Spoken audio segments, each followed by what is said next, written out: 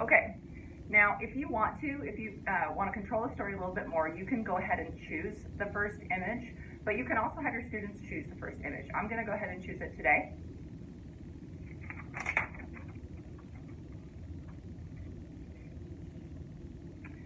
Había dos personas, un chico y una chica.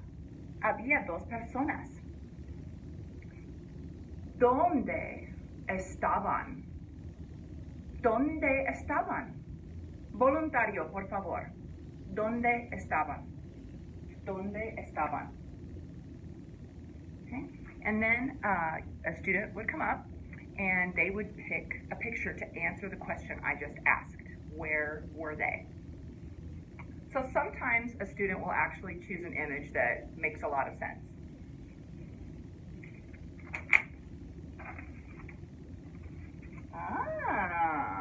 And it's good, you could have a class applaud. Muy bien, sí, gracias.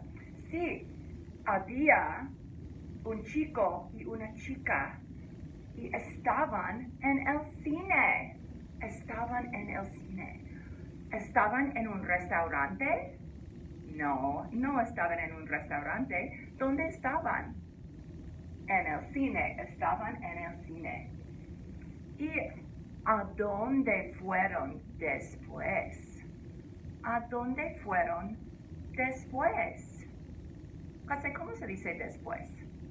After. ¿A dónde fueron después? Voluntario. So then another student would come up.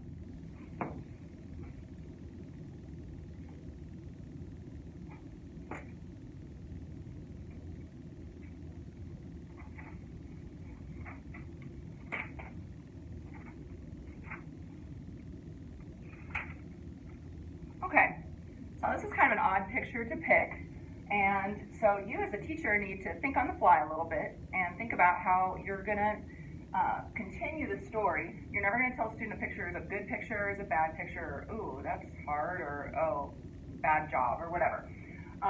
So we have a guy whose back is to us and a table, and then there's a man there, okay? So, había dos chicos y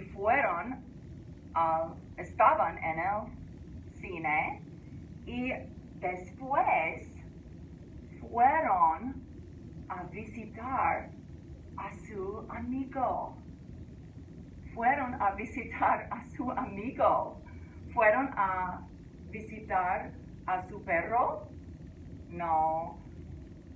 ¿A quién? ¿A quién visitaron? A su amigo. Visitaron a su amigo. ¿Y su amigo estaba feliz? ¿Estaba nervioso? ¿Sí? ¿Estaba triste? Sí, estaba triste. ¿Y por qué estaba triste?